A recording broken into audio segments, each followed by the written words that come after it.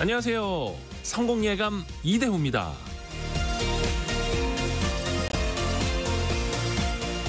왜 어떤 나라는 부유하고 왜 어떤 나라는 가난한 걸까요? 국가의 성패를 가르는 요인은 무엇일까요?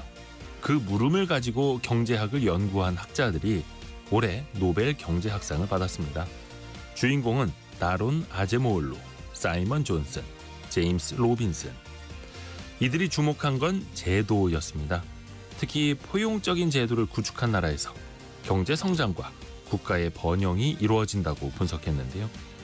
대중의 재산권을 보장하고 필요한 서비스를 제공하는 등 공정한 경쟁의 장을 제공하는 제도를 말하죠.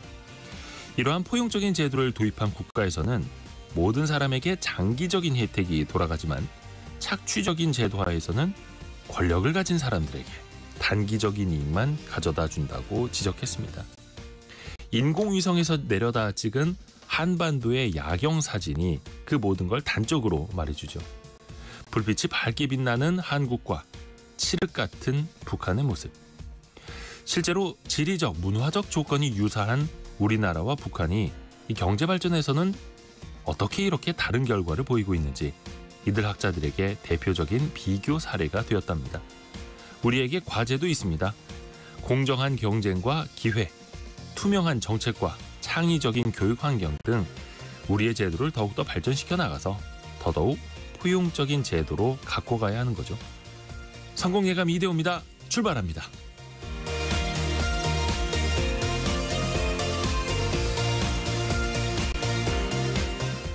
안녕하세요. 이대호입니다. 오늘은 10월 15일 화요일 아침. 오늘도 0340님, 1913님, 박금화님, 이정옥님, 곽정은님 등등 함께 벌써 출석 체크해 주시는 분들 계시네요. 고맙습니다. 오늘 화요일이니까 KBS 기자들과 함께하는 원탁의 기자들 K 토론도 함께 하실 날이죠. 한국은행의 국정감사가 국회에서 열렸는데요. 기준금리 인하부터 또 금통위원들의 연봉까지 여러 가지가 도마 위에 올랐습니다. 이슈별로 한번 정리해 볼게요. 또 몇 년 뒤에 빠르면 한 2, 3년 안에 로봇 택시가 나올 것 같습니다.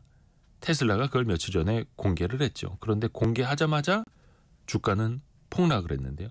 또 반면에 같은 일론 머스크가 운영하는 기업 스페이스X라는 우주 기업은 성공적인 시험 비행을 마치면서 또 세상을 깜짝 놀라게 하기도 했습니다. 이 희비가 엇갈리는 모습도 같이 한번 논의해 보시죠. 경제상식 퀴즈도 나갑니다. 정답은 두 글자인데요. 아마 요거 싫어하시는 분은 거의 안 계실 것 같은데요. BC카드가 최근 5년간의 요식업에서의 카드 매출액을 분석해봤습니다. 그런데 이것이 높은 성장세를 보였다고 하네요. 다른 업종이 연평균 1% 증가할 때 여기는 9% 가까이 들었고요. 특히 2030 젊은 세대가 크게 선호했다고 합니다. 외식 물가가 너무 높아지니까 오히려 이곳이 가성비가 좋다 이런 평가를 받을 수 있는 거죠. 다양한 음식을 한 곳에 쭉 차려놓고 접시에 먹고 싶은 걸 담아서 먹는 식당을 두 글자로 뭐라고 할까요? 뭐 주로 이제 결혼식이라든지 잔치 있을 때 이런 음식들을 우리가 많이 보게 되는데요. 관련된 사연 또 여러분이 좋아하시는 음식 또 여기 가면 몇 접시나 드실 수 있는지 이런 것도 알려주시면 좋을 것 같습니다. 짧은 문자 50원, 긴 문자 100원이 드는 샵 9730이나 KBS 콩 어플리케이션으로 올려주시면 되고요. 추첨을 통해서 다양한 선물 보내드립니다. 또 유튜브를 통해서도 함께 하시죠. 성공예감 이대호입니다. 자주 검색하시면 성공이 가까워집니다. 3, 2, 1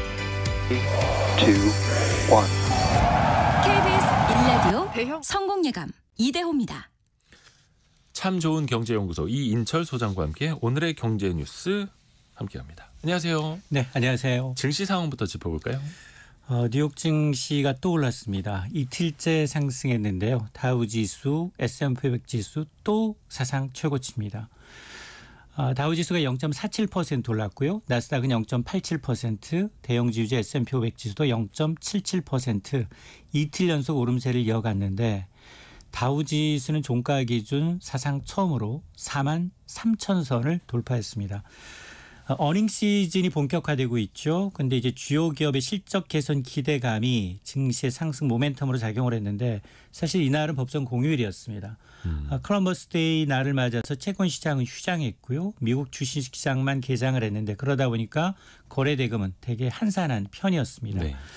앞서 이제 JP 모건, 웰스파고가 이제 어닝 서프라이즈 수준의 3분기 실적을 공개하니까 네. 3분기 실적 예상보다 나쁘지 않네?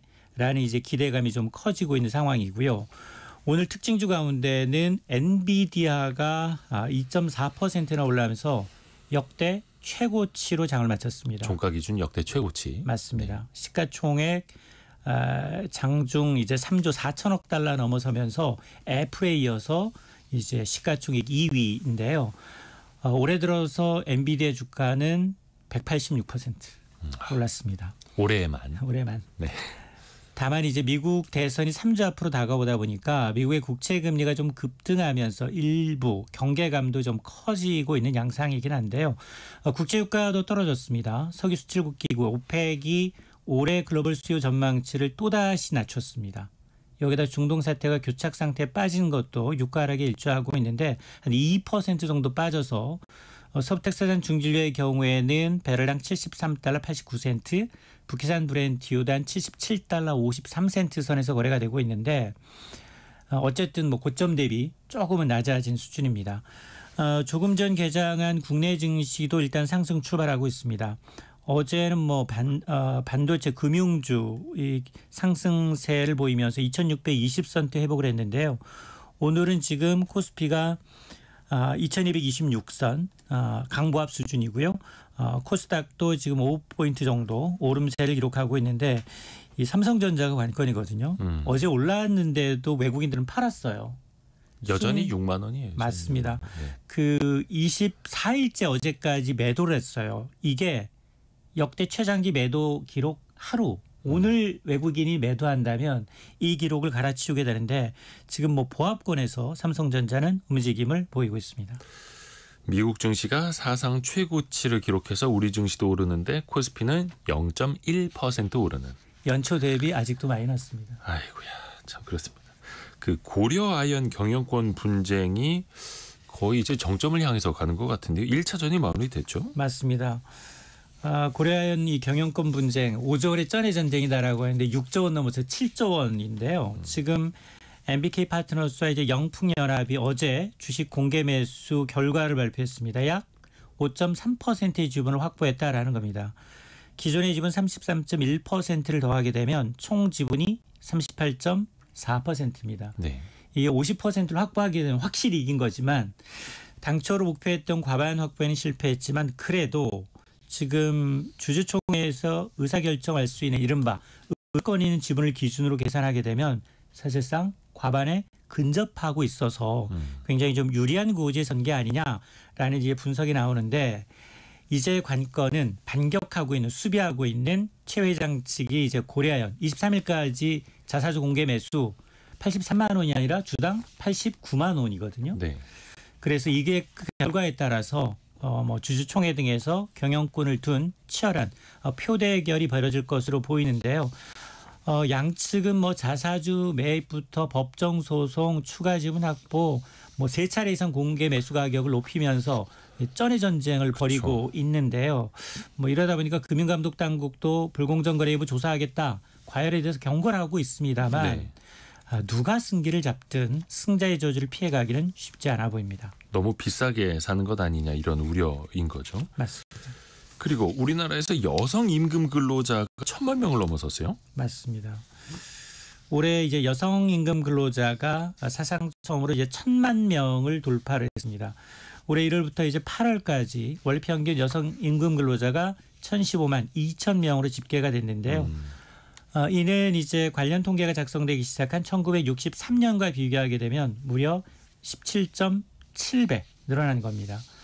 올해 전체 임금 근로자가 한 2,200만여 명 정도 되거든요. 그러다 보니까 여성이 차지하는 비중도 46.1%로 집계 작성 이후 가장 높았는데 이건 뭐냐? 과거에 비해서 여성의 경제활동이 더 활발해졌다라는 겁니다. 네. 과거에는 이제 가정과 일을 양립하기가 좀 어려웠거든요. 근데 지금은 아이도 점점 낳지 않고 있고 또 그다음에 그러다 보니까 이제 여성들의 경제 활동이 점점 늘어나고 있는데 문제는 뭐냐? 남녀 간 임금 격차입니다. OECD 회원 가운데 가장 격차가 큰 것으로 나타났습니다. 지금 2022년 기준 우리나라의 남녀 간 임금 격차가 31.2%인데요.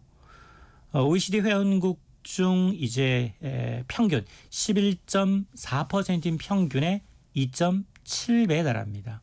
그러니까 한마디로 같은 일을 해도 우리나라 남성 근로자가 100만 원의 월급을 받는다면 여성 근로자들은 68만 한 8천 원 정도. OECD 평균은 남성 근로자가 100만 원이라면 여성은 한 88만 6천 원 정도를 받는다는 얘기거든요. 그러니까 물론 이제 저출산 고령화로 뭐 경제활동 인구 급감하고 있죠. 뭐 이럴 때일수록 뭐 여성들이 좀 일과 가정을 양립할 수 있는 정책을 통해서 더 많이 일터로 유도하는 것도 물론 중요하지만 동시에 남녀 간 같은 일을 하면서도 임금 격차가 이렇게 벌어지는 거 이 좀 줄이는 해소하려는 정책이 좀 뒷받침돼야겠습니다. 자, 그리고 편의점의 마진율이 베트남 심지어 백화점보다 높다는 분석 결과가 나왔어요. 누가 적어요? 참 신기해. 네. 편의점 이제 가맹점주분들 너무 어렵다고 하거든요. 네네. 알바생 구하기 너무 힘들고 내가 다 한다. 그렇죠. 그래서 육체적으로도 많이 힘들죠. 힘들고 24시간 다 못하겠다. 줄여달라. 이런 불만이 많은데 주요 편의점의 이제 중소기업 제품 마진율이에요. 40%입니다. 대형마트나 백화점보다 2배가량 높은 수준인 것으로 나타났는데 중소기업 중앙회가 편의점에 납품하는 중소기업과 중간 유통업체 369개사를 대상으로 해서 실시한 조사 결과인데요. 편의점의 평균 마진율은 43.2%로 나타났습니다. 이는 대형마트 20.4%, 백화점의 22.8%인 걸 감안하면 편의점 마진율이 거의 2배에 달하는 수준인데 편의점별로 봤더니 GS25가 45.7%로 가장 높았고요. 그 뒤를 이마트24, CU, 세븐일레븐의 순이었는데 모두 40%가 넘었습니다. 그러면 편의점의 마진율이 높다면 누가 이 큰 마진을 다 가져가는 거냐? 결론은 본사, 프랜차이즈 본사가 다 가져가고 있다라는 건데요. 편의점의 매출액은 해마다 나고 있습니다. 이런 가운데 편의점 본사 입장에선 24시간 영업하다 보니까 운영 비용이 더 들고요. 높은 접근성 등을 이유로 지나치게 높은 마진을 남기고 있다라는 지적이 나올 수밖에 없는데 문제는 이제 중소납품업체들은 이외에도 물류비, 다양한 장려금, 추가 비용을 부담하고 있거든요. 네. 그렇지 않아도 지금 어려운 가맹점주들, 중소납품업체들 이제 피와 땀으로 본사만 배불리는 게 아니냐라는 얘기인데 이게 사실은 뭐 공정거래위원회가 나설 일도 아니고 프랜차이즈 본사 측면에서 가맹점주, 중소납품업체가 있어야지 성장을 하는 거거든요. 이 상생 방안을 좀 마련할 필요가 있어 보입니다. 그러니까 같은 가격에 들여오더라도 편의점 업체들이 훨씬 더 마진을 더 많이 붙이는 거고 어떻게 보면 더 낮은 값에 들여올 수도 있는 거고. 그러니까 여기 납품업체가 이게 중소기업에 납품하는 거거든요. 네. 대기업들이 있잖아요. 굵직굵직한 것들 생필품 같은 경우에는 아니고 중소기업 제품 납품 단가에 대해서 마진율이다 보니까 그러니까 의리인 거예요. 늘 그렇죠. 편의점에 입점하기 위해서 이제 굉장히 고통을 감수하는 거죠. 근데 또 이렇게 대형 유통망을 가진 업체들이 대신에 얘기해요. 우리가 많이 팔아드리지 않소 또 이러면은 중소업체들 입장에서는 네 팔아라도 주십시오 또 이럴 수도 있는 거고요. 오늘은 노벨 경제학상 이야기를 빼놓을 수가 없습니다. 맞습니다.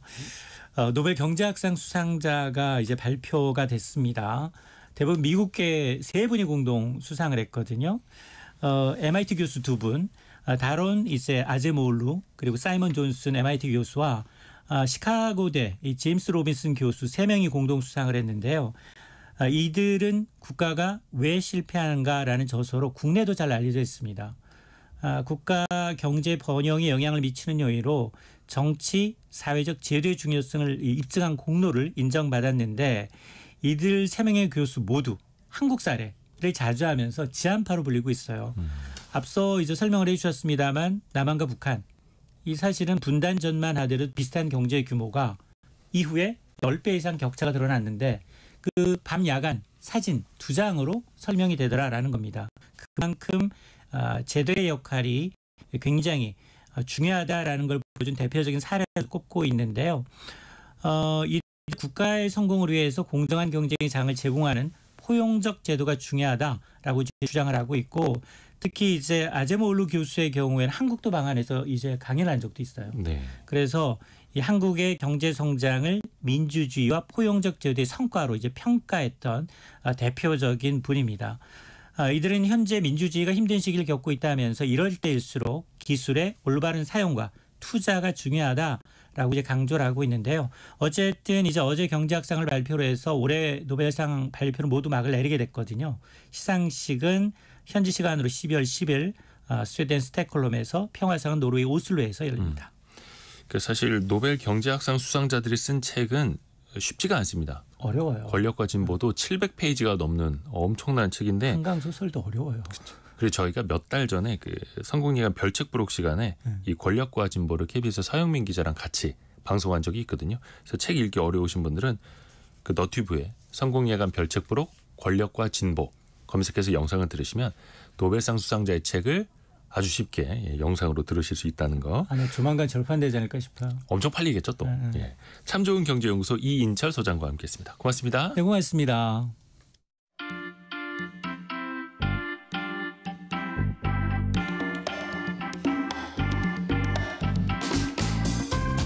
지금 여러분께서는 KBS 1라디오 성공예감 이대호입니다를 듣고 계십니다.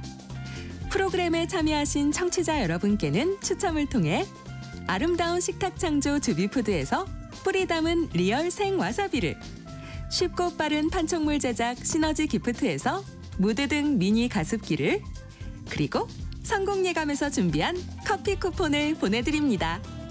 당첨자는 성공예감 이대호입니다 홈페이지에서 확인하세요.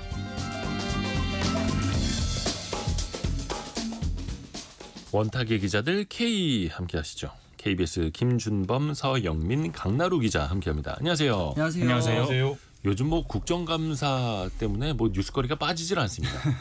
특히 이제 거시경제 측면에서 보면 한국은행의 국정감사도 굉장히 중요하죠. 네. 또 가장 중요한 게 이제 금리이고 또 얼마 전에 금리를 한 차례 낮췄기 때문에 뭐 당연히 이것부터 오늘 뗄 수밖에 없겠죠. 네. 뭐 잘 아시겠지만 말씀하신 것처럼 이제 지난주에 한국은행도 금리 인하를 했죠. 네. 0.25%. 그래서 이제 미국 연준에 따라서 이제 내릴 것이다 예견되기는 했지만 결국 이제 저희도 3.5%에서 3.25% 낮췄습니다. 이게 38개월 만에 기조가 바뀐 거고 그러다 보니까 어제 이제 국회 기획재정위원회 한국은행 국정감사가 있었고 여기서 이제 여러 의견이 나왔습니다.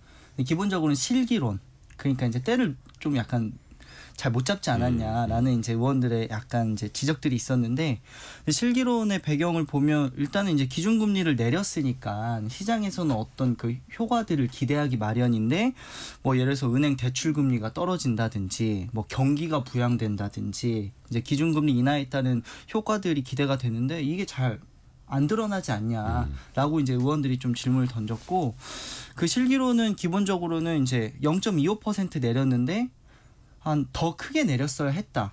미국처럼 0.5%포인트. 또 하나는 너무 늦게 하지 않았냐. 이제 미국 연준이 내릴 때 우리도 내렸어야지 왜 이제 10월에 늦게 했냐라는 이제 크게 두 가지 지적이었던 것 같고 이에 대해서 이제 이창용 총재는 뭐 일부 인정도 했고 부정도 했습니다. 제가 보기에는. 그러니까 기준금리 인하라는 게 이제 인정한 측면은 기준금리 인하라는 게 이제 한 차례 해서 네. 그게 효과가 바로 나오기는 좀 어렵다. 효과가 크지 않을 수 있다. 그리고 또 만병통치약이라고 볼 수도 없고 1년이 그렇기 때문에 1년이 지난 다음에 좀 재평가를 해달라라고 이건 어떻게 보면 이제 인정을 한 거죠. 근데 이제 더 크게 써야 했다. 0.5%포인트. 이 부분에 대해서는 또 이제 또 반대 의견도 냈습니다. 그러니까 이렇게 크게 이렇게 내리면 이제 금리가 떨어지기 때문에 부동산 수요가 이제 크게 들썩일 수 있다. 지금도 부동산 시장이 이런데. 그리고 또 이제 더 일찍 지난달에 했었어야 되는 거 아니냐. 이것도 이제 금리 인하라는 것은 뭐 가계 대출이 쌓이고 아까 얘기한 이제 부동산 안정 측면이나 이런 것도 고려해야 하기 때문에 이런 것들을 좀 종합적으로 고려해서 이제 했다라고 또 방어하기도 했습니다. 근데 또 하는 총재의 입장에서 보면은 금리를 결정하는 이제 키맨이기도 한데 그러면서도 동시에 금리 인하가 만병통치약은 아니다. 너무 큰 기대를 하는 거는 좀 바람직하지 못하다라는 뉘앙스도 풍기기도 했어요. 뭐 사실 이제 금리를 내리면 돈이 당장 풀리니까 성장률도 좀 끌어올릴 수 있고 정부가 좋아하고 그다음에 뭐 대출 받은 분들 이자도 줄어들고 그러니까 시민들이 좋아하고 다 좋아할 텐데 이제 그렇게 해서 숫자를 올리는 게 그게 과연 좋은 거냐에 대한 근본적인 문제 의식입니다. 지금은 이제 우리가 경제 성장률이 올해 올해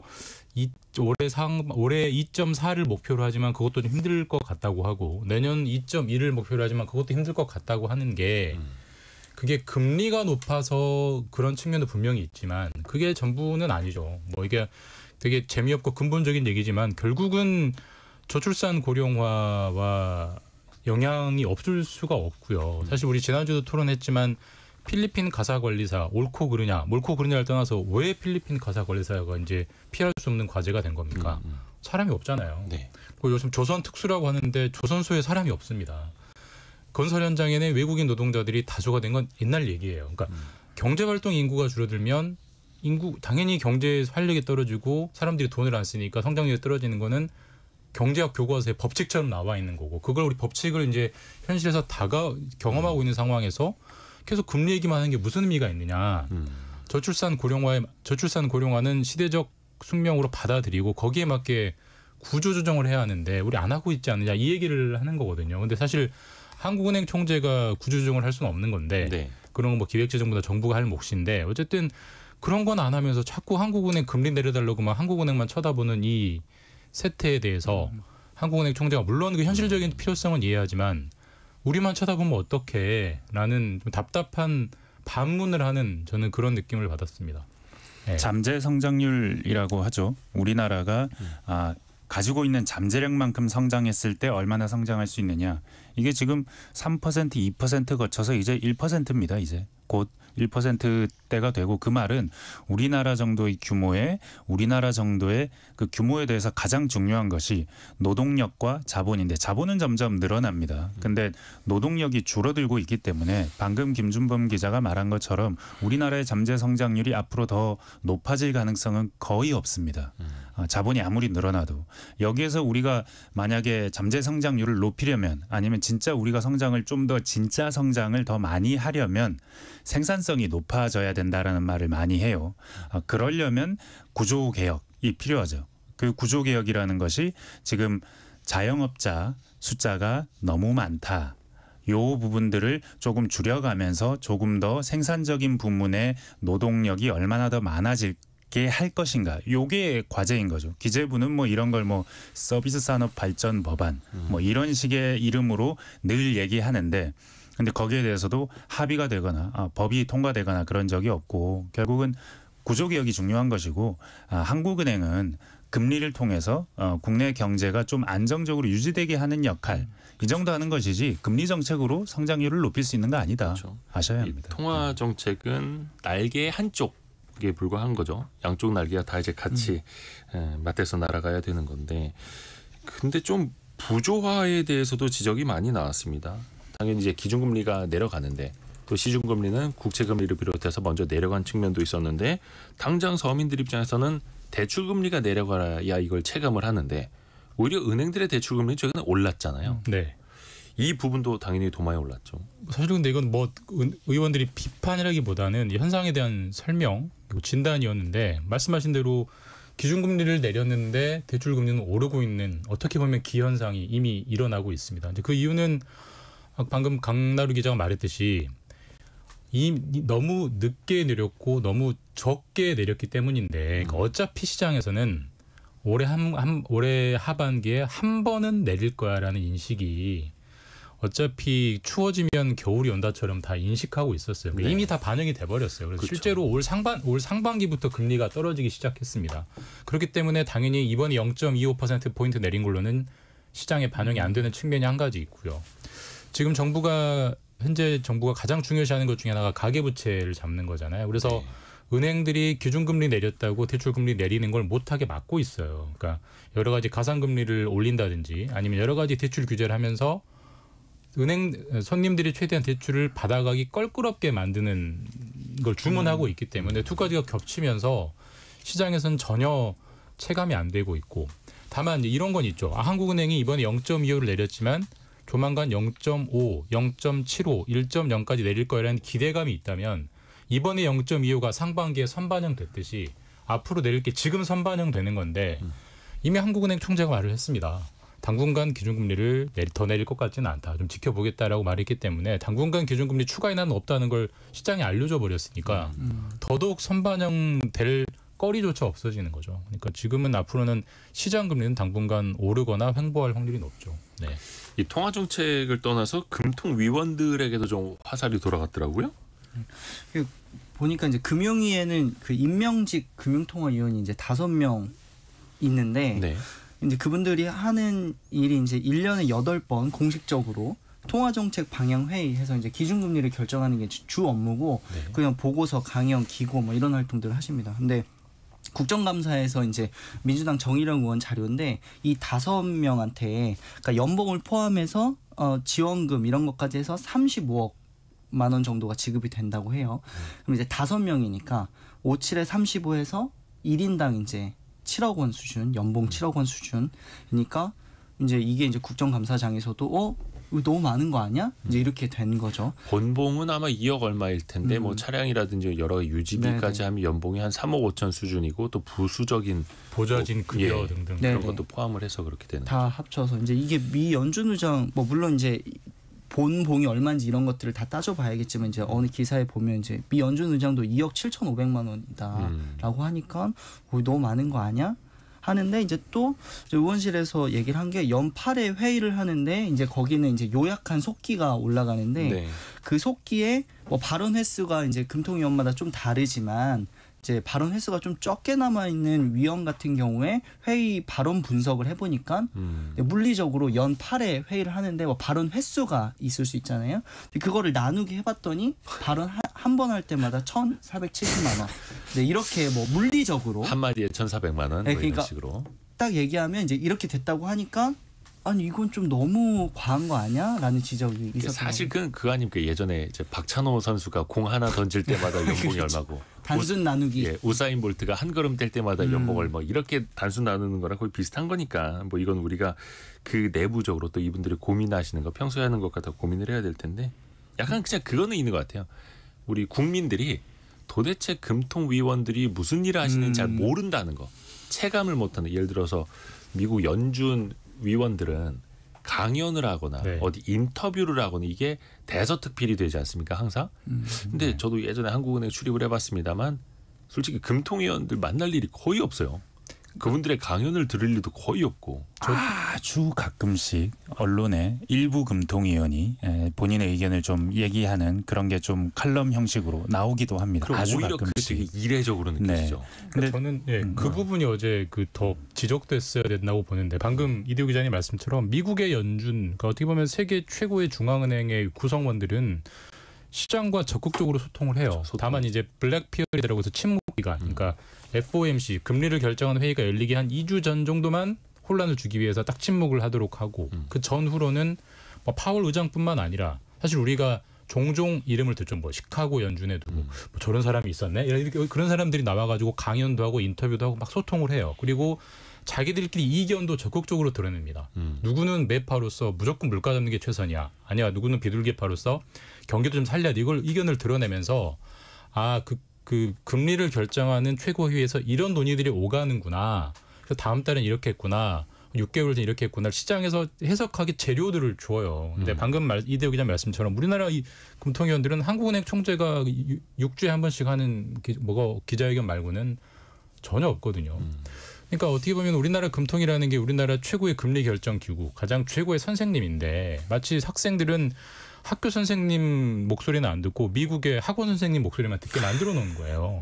아니 소통을 해야죠. 소통을 하면서 말을 해줘야 하는 건데 무슨 시장의 은자처럼 현인처럼 뒤에 가만히 숨어가지고 익명에 숨어서 하는 거는 아무 일을 안 한다는 느낌을 줄 수밖에 없고 그러니까 표피적으로 과한 연봉이라는 얘기가 나올 수밖에 없는 거죠. 그래서 또 어떤 의원님들은 아예 그냥 챗 GPT가 답변해 준 걸 이제 띄워놓고 차라리 챗 GPT가 더 나을 수도 있다. 근데 이거는 뭐 기재위 국감뿐만이 아니라 다른 국정감사장에서도 이번에 챗 GPT가 많이 등장을 하더라고요. 참 씁쓸하기도 합니다. 그렇죠. 직접 대답도 하셨더라고요. 이창용 네, 총재가 그 뭐 챗GPT가 뭐라고 말했다 했더니 지난달에도 그렇게 말했다. 근데 그렇게 하지 않았다는 거죠. 그러니까 챗GPT가 등장하는 것은 정말 당신들이 최선의 선택을 하느냐에 대한 의문이 있는 것이고 그 의문은 근본적으로 사라질 수는 없는 것인데 좀 전에 저희가 얘기한 대로 충분히 시장과 소통하면서 의견을 피력하면서 앞으로의 방향을 제시하면서 경제에 대해서 이해도 도와준다면 상당 부분 해소될 수 있지 않을까. 지금보다는 좀 더 부지런하셔야 된다. 그리고 또 이창용 총재가 뭐 부동산 시장이라든지 여러 가지 금융 정책에 대한 이야기도 소신을 많이 밝히고 있고 특히 이게 부동산 시장 이야기하면서 교육 정책에 대해서도 쓴소리를 많이 합니다. 이번 국감장에서도 그게 또 다뤄졌어요. 그 저희도 아마 그 의제로 다뤘던 것 같은데 예. 이제 이창용 총재가 오고 나서부터 이제 그 한국은행의 이제 그 추세 자체가 비단 통화 정책뿐만이 아니라 이제 한국은행은 원래 사회 여러 분야에 걸쳐서 재원도 하고 목소리를 내야 된다라는 어떤 그 은행 내에 어떤 달라진 분위기가 있었고 네. 그렇기 때문에 이제 그 중에 일환으로 이제 교육 보고서도 한 2달 전에 나왔었죠. 8월 말. 그리고 기사도 많이 됐었고 그게 이제 국감장에서 다시 얘기가 됐던 건데 뭐 예를 들면 뭐 아시겠지만 이제 강남 3구 학생의 서울대 진학률이 뭐 다른 지역 학생보다 뭐 10배 가까이 차이가 난다. 이제 우리가 이제 관념적으로 알고 있었던 것들을 보고서에서 이제 수치를 냈었던 것 같고 이게 많이 여론에서 이렇게 좀 논쟁이 됐었던 것 같아요. 그래서 이제 하나는 이제 그 해결책으로 이제 지역별 비례 선발제 라는 거를 제안을 했었죠. 그래서 이제 갑론을박이 있었습니다. 그러니까 뭐 예를 들어서 지역별로 퍼센테이지를 정해져서 서울대에서 어느 지역에서는 그러니까 어느 지역 학생들은 몇 퍼센트 보내고 또 다른 지역 학생들 몇 퍼센트 해서 너무 강남에 쏠림 현상이 없게 지역에 좀 균형을 잡아주자 이런 취지인데 근데 실제로 이게 뭐 집값에 그대로 어느 정도 반영된다는 건 이제 우리 사회 구성원이면 이제 어느 정도 좀 많이 아시는 부분인 것 같고 국정감사장에서도 이제 이 부분이 이게 기재위 국감인데 뭐 어느 의원도 그랬지만 마치 교육위 국감을 보는 것 같다라고 할 정도로 국정감사장에서 많이 이제 총재를 대상으로 뭐 질의들이 나왔었습니다. 어쩌면 네. 하는 총재의 변명거리 그 하는 총재의 머릿속으로 들어가 본다면 네. 이럴 것이다라고 설명할 수 있는 부분이 있는 것 같아요. 왜 금리를 못 내렸습니까? 국내 내수 경계가 안 좋다 그러고 정부 사이드에서는 금리를 좀 빨리 내려서 좀 마중물을 만들어야 된다라고 하는데 왜 못 내렸을까? 부동산 때문이거든요. 올 초에 부동산이 너무 올랐습니다. 왜 그랬을까요? 금리가 떨어졌기 때문입니다. 하느니 아니면 미국 연준이 금리를 떨어뜨릴 거라는 생각이 있어서 그래서 시장이 먼저 반응한 거예요. 3% 초반까지 내려왔습니다. 신규 주택 담보 대출이. 그러다가 뭐 정부가 이런저런 규제를 했는데 이 상황이 이렇게 되는데 더하기 PF 대출까지 들썩거렸어요. 그러니까 이거 어떡하나 한국은행 입장에서는 이 상황을 관리해야 된다. 함수가 너무 복잡한 겁니다. 사실은 우리는 그냥 국내 통화 상황만 보면 되는데 부동산 상황까지 보고 금리를 결정해야 되는 거예요. 사실은 이건 하는의 본질적인 임무는 아닙니다. 근데 이거 자꾸 고려해야 되니까 왜 나한테 이 부동산까지 숙제를 줘가지고 머리 아프게 해. 부동산 하다가 부동산이 왜 이렇지? 강남 3구가 세서지. 강남 3구는 왜 세지? 교육 때문이지. 교육 때문이야? 그러면 그 구조를 바꿔야지. 그러니까 본인의 본질적인 업무에 부동산이 자꾸 들어오니까 이 부분에 대한 변명처럼 해명처럼 그렇게 부동산에 대한 이야기가 전면에 등장하지 않았나. 그게 교육의 이야기가 되지 않았나. 저는 알리바이를 그렇게 봅니다. 저는 뭐 이제 그렇게 볼 수도 있고요. 저는 좀 네. 긍정적으로 보고 싶은 게, 그러니까 저는 오죽하면이라는 생각이 들었습니다. 그러니까 방금 서영민 기자 말처럼 우리나라의 강남 4구의 집값이 계속 오르는 거는 긍정적이지 않은 현상이고, 이건 계속 가면 문제가 생기는 거잖아요. 그 근저에는 상당 부분의 대치동 학원가, 좋은 대학 보내려는 열망이 있다는 건 다 알아요. 우리가 다 아는데 그럼 이걸 어떻게 해결할 것이냐. 그러니까 한국은행 총재가 제안한 지역 선발 비례제가 뭐 답인지 아닌지는 저도 모르겠습니다만은 그 화두가 왜 한국은행에서 나와야 되느냐는 거죠. 정부에서 나오고 KDI에서 나오고 국회에서 나와야 되는데 그런 논의는 아예 없잖아요. 아예 없지 않습니까? 뭐 한국은행 총재가 왜 그런 얘기를 하냐고 비판할 수도 있지만 한국은행 총재가 이마저도 안 꺼내서 이게 논란거리가 되겠습니까? 지금 국회에서 이재명, 김건희 빼면 무슨 얘기가 있어요. 그러니까 이런 얘기가 전혀 다루지 않는 현실에 대한 답답함에서 나온 발로가 아닌가 저는 생각하고, 물론 이게 답일 수도 있고 아닐 수도 있습니다. 어쨌든 이걸 기화로 토론이 되고 그게 정책으로 조금이라도 연결되면 한국은행 총재의 의도는 성공을 한 거죠. 그러니까 저는 그런 측면에서 긍정적으로 봐요. 실제로 그러게요. 서울대가 어제 그 국감장에서 차규근 조국혁신당 의원이 각 대학들의 입장까지 따서 얘기해줬어요.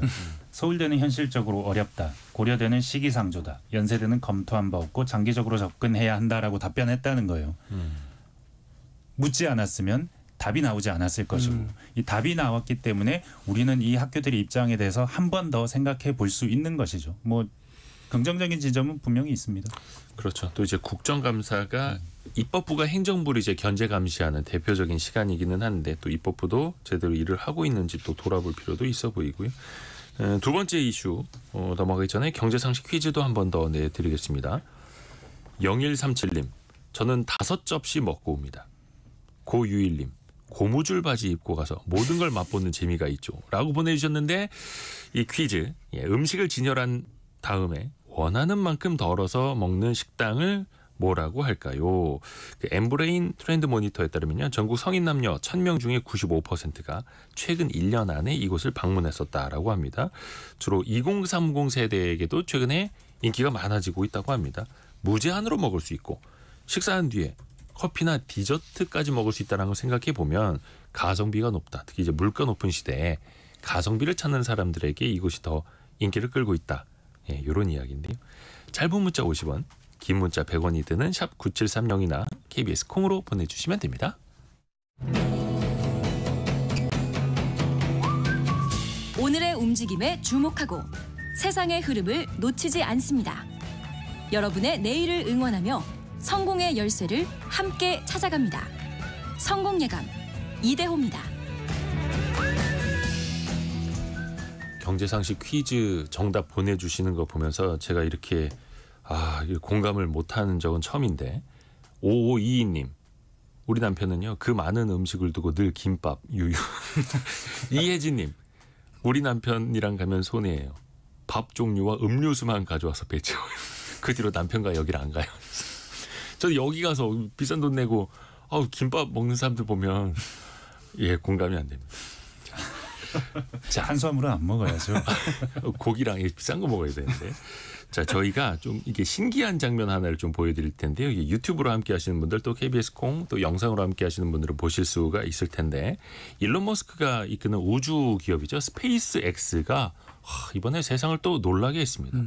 그러니까 로켓을 쐈다가 로켓 일단 추진체가 다시 되돌아와서 혼자 바로 서게 하는 것까지는 우리가 많이 봤는데 이제는 돌아온 로켓을 높은 발사대에서 거의 뭐 젓가락, 가제트 팔처럼 잡아냈습니다. 이 영상을 좀 저희가 보여드릴 텐데 이거는 여러분들은 영상 보셨나요? 혹시 다들? 네. 정말 신기하더라고요. 그 사람들 환호하는 거 보시면 엄청 축제 분위기처럼 거의 영화 속 장면 같기도 하고 그냥 우리가 로켓을 쏘는 것도 신기한데 발사했던 로켓이 돌아오는 것도 신기한데 그거를 이제 뭐 공중은 아닙니다만 발사대에서 이게 뭐라 됩니까? 양쪽에서 팔로 그냥 잡듯이 젓가락으로 잡듯이 그것도 슈퍼헤비라고 하는 스페이스X의 가장 무거운 로켓을 잡아냈습니다. 그러니까 저는 더 놀란 게 뭐 영상들 많이 보셨겠지만 이번 첫 시도였다는 거예요. 첫 시도에 바로 성공해버렸다는 점에서 정말 놀랍더라고요. 그러니까 저희 젓가락질하면 한국 사람 아니겠습니까? 젓가락으로 내가 연필을 떨어뜨려서 잡을 수 있나? 전 자신 없거든요. 근데 그 무거운 걸 로켓을 젓가락으로 잡아버리잖아요. 그래서 저거는 어떻게 따라갈 수 있지? 뭐 엄두가 안 나는 수준. 네. 스타쉽 자체는 이제 5차 시험 발사를 했는데 이제 그 로켓팔로 이렇게 잡아서 한 게 이제 처음이라는 것 같고 아마 이제 이 로켓이 날아갔다가 다시 역추진해가지고 그 바다에 떨어진 걸 회수하는 거 말고 그냥 그 발사대에 다시 떨어지는 건 그 팰컨 9이라고 하는 스타쉽보다 좀 작은 로켓에서는 아마 많이 보셨을 것 같아요. 그 팰컨 9은 지금 뭐 거의 하루에도 뭐 수십 번씩 왔다 갔다 할 겁니다. 택배차처럼 왔다 갔다. 거의. 네. 근데 이제 스타쉽은 진짜 그 1단 로켓은 이제 슈퍼헤비라고 하고 2단은 이제 그냥 우주선이 있는 로켓인데 그 두 개 합치면 120m거든요.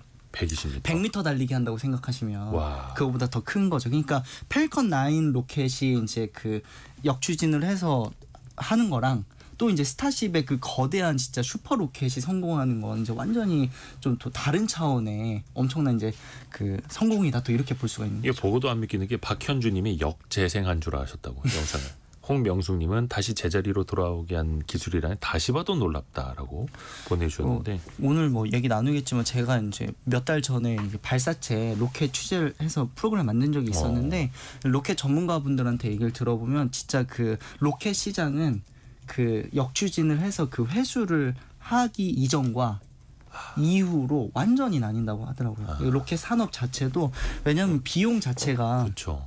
그 로켓 하나를 만드는데 저희도 뭐 과거에 나루호 그리고 최근에 누리호 이렇게 생각하면 거기에 들어가는 어떤 비용들이 엄청난데 그걸 한 번 쓰고 버리는 거랑 그거를 다시 발사대에 꽂아가지고 그거를 연료만 넣어서 네, 연료만 하고 조금 손봐가지고 쏘는 건 비용이 뭐 획기적으로 줄고 그래서 우리나라도 이제 군 정찰위성 같은 경우에는 사실 누리호가 성공은 했지만 완전히 쏘아 올릴 정도로 확정이 안 돼서 못하다가 이제 스페이스X 그 팰컨 9을 통해 가지고 저희도 첫 정찰위성을 올릴 수 있었거든요.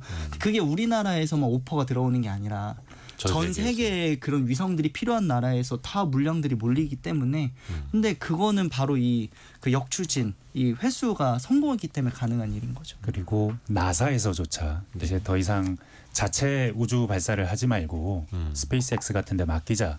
실제로 맡기고 있습니다. 그게 더 싸다. 얼마나 더 싸냐. 제가 방금 챗GPT한테 물어봤거든요. 그러니까 재활용을 하니까 로켓이 훨씬 싸진다는 건데 이를테면 나사가 SLS 우주 발사 시스템 같은 대형 로켓 발사를 하면 한 번에 40억 달러.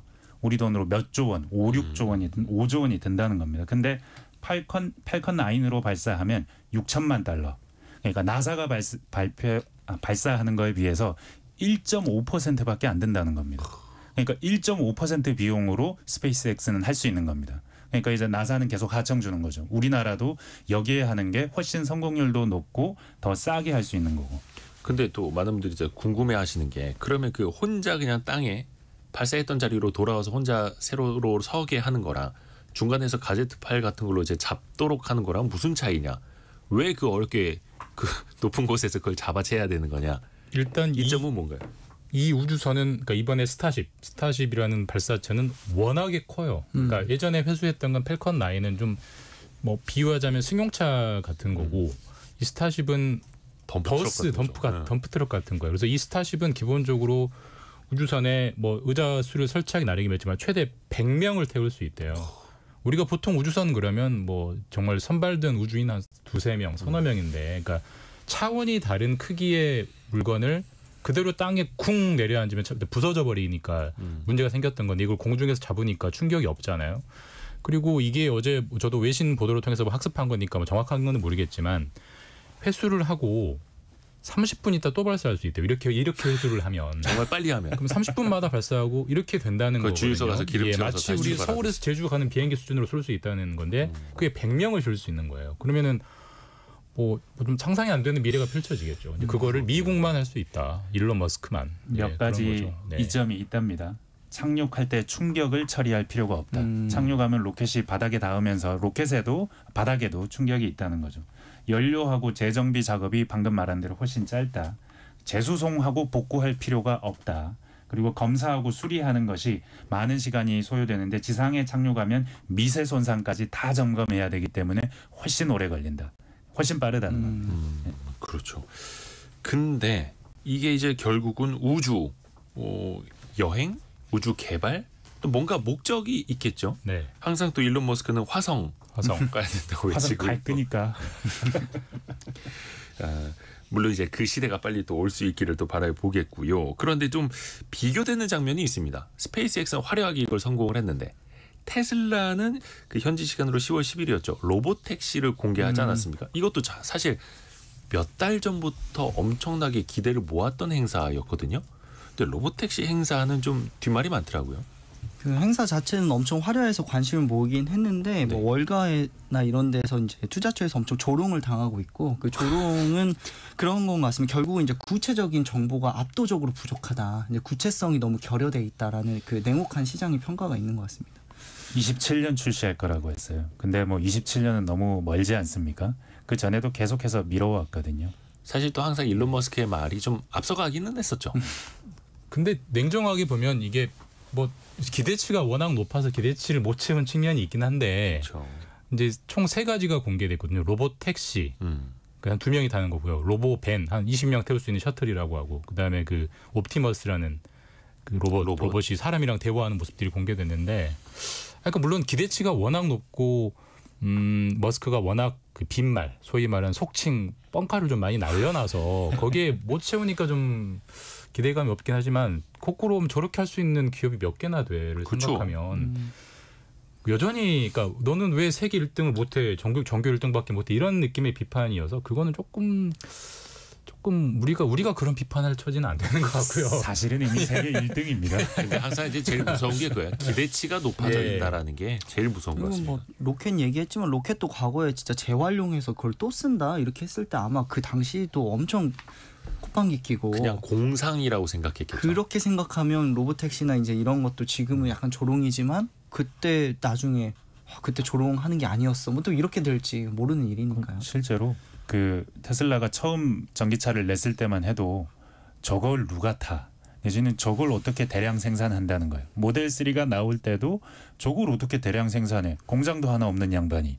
뭐 이런 얘기 했었거든요. 근데 그 모든 것들을 현실로 만들어 왔기 때문에 늘 그 머스크가 말하면 기대를 하는 것이고 화성 간다고 했을 때 그 전에 사람들이 화성 간다고 하면 그냥 공상 과학이지 했는데 지금 머스크가 화성 간다 그러면 그래 너는 갈 수 있을 것 같은데 가서 뭐 할 건데? 라는 생각을 하게 되잖아요. 우리는 이미 한 단계 머스크로 인해서 진보를 했기 때문에 그 머스크가 뭐라고 말하면 실현이 될 걸로 늘 기대를 하다가 이게 아직 미래네 하면서 실망하는 과정 아닐까 싶어요. 근데 로봇 택시로만 한정을 시키면 이제 이게 완전 자율주행이잖아요. 사람이 운전대도 잡지 않은 완전 아예 자율주행인데 운전대가 없다고. 운전대도 아예 페달 자체가 없는데 이건 사실 테슬라 말고 이미 다른 회사들도 하고 있어요. 구글의 웨이모, 중국에는 여러 회사들이 하고 있고 심지어 한국도 지난달에 강남에서 심야에 한정하긴 하지만 무인 택시가 시범 운행을 시작했습니다. 네.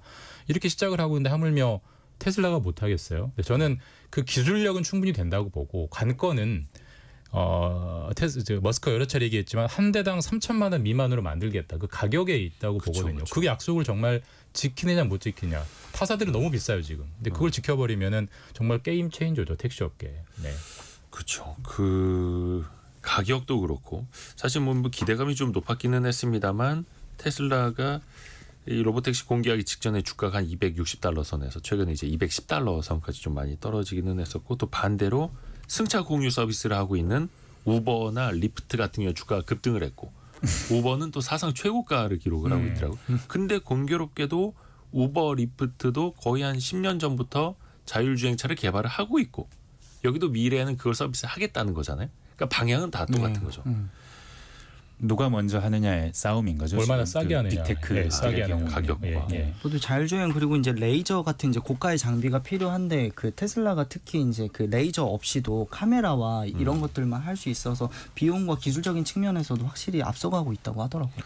그렇죠. 그러니까 앞에 이제 거리라든지 모든 걸 이제 측정을 할 때 레이저를 쏴서 돌아오는 그래서 라이다 여러 가지가 있습니다만 근데 테슬라는 가격을 낮추기 위해서 또 카메라 비전 방식으로 또 인식을 해서 또 하는 거고요.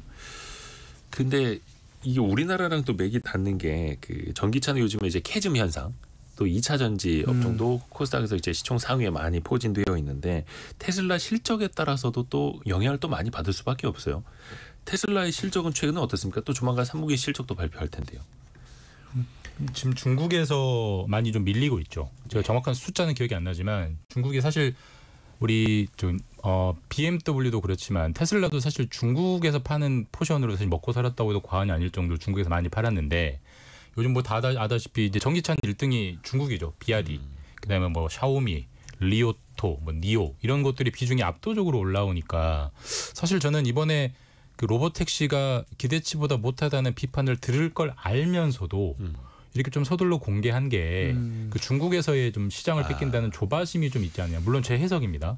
그런 게 좀 있지 않을까. 왜냐하면 우리 이렇게 잘해를 좀 보여줘야 우리가 중국의 경쟁 기업보다 반발짝 앞서 있어를 보여줘야 중국 시장이라는 최대 전기차 시장을 놓치지 않을까라는 경영적인 판단이 있지 않았을까라고 생각할 정도로 어쨌든 테슬라도 중국에서 점점 그 중국의 애국 수업이 열풍에 밀리고 있습니다. 그래서 점점 긴장하고 있고. 실제로 보면 뭐 3분기 실적 곧 나오겠지만 2분기, 3분기에는 약간 시장 예상치는 하회했지만 살짝 증가했어요. 전분기보다. 근데 문제는 중국 시장에서 실적이 전년 대비 한 10% 감소했고 특히 6월 달에 지난 2분기 마지막인 6월 달에는 20% 하락했습니다.